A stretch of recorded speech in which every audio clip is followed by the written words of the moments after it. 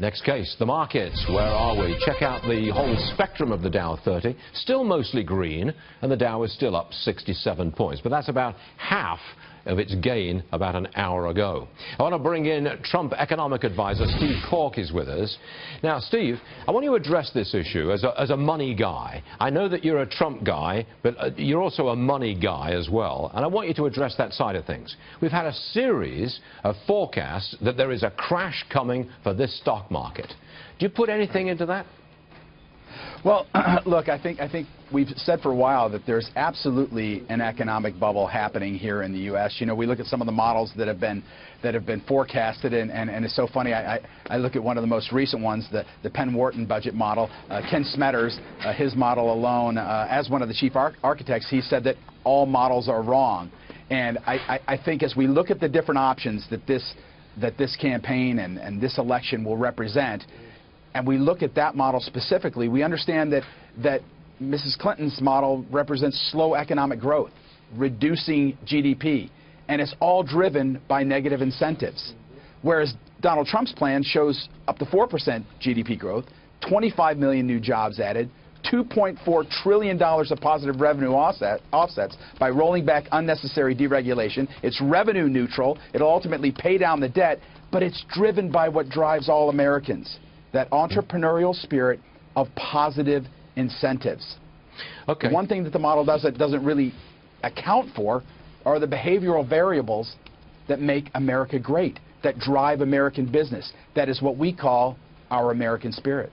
Now, I want to ask you about these deficit projections.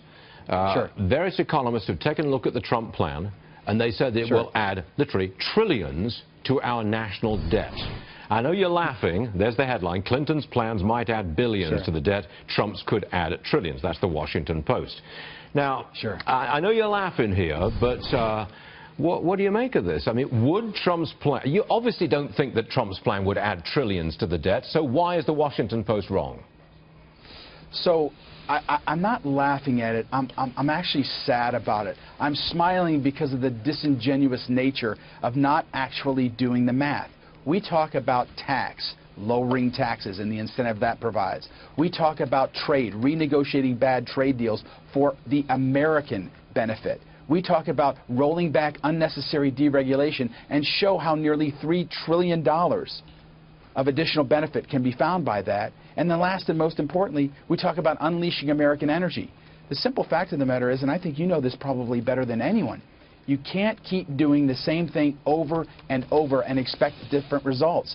And so what we see in this movement is to totally rethink and reinvigorate the American economy with common sense, pro-positive incentive policies, and let the American people do the work. Let our ingenuity, our fire, our spirit drive this economy the way we know it can be driven. Yeah, but Steve, you know how unfair capitalism is. Some people make more money than others. That's a dreadful thing, you know that. You know, I'm joking. You know, it's funny. I know you're joking, my friend. Yeah. I was in an Uber ride just this morning, coming here to this wonderful studio in this fabulous town that I live in, Chicago, Illinois.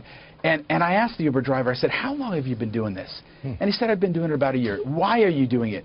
Well, because I can do this in America. I couldn't do this in my home country. I can start my own business literally by driving my own car here. I mean, that is the American spirit. And you look at whether it's franchising or any type of business. And I'm a perfect example. I started my business on shoestrings. And you know, because of the American spirit. Let me get this right. You are the chair and the CEO of the Federal Savings Bank of Chicago, are you not? That's what you do. That's correct. I am indeed, yes. New respect, very blessed. New respect. Steve, thanks very much for joining us. We'll see you again soon. Thank you, sir. Thank you. Thank you so much. There's one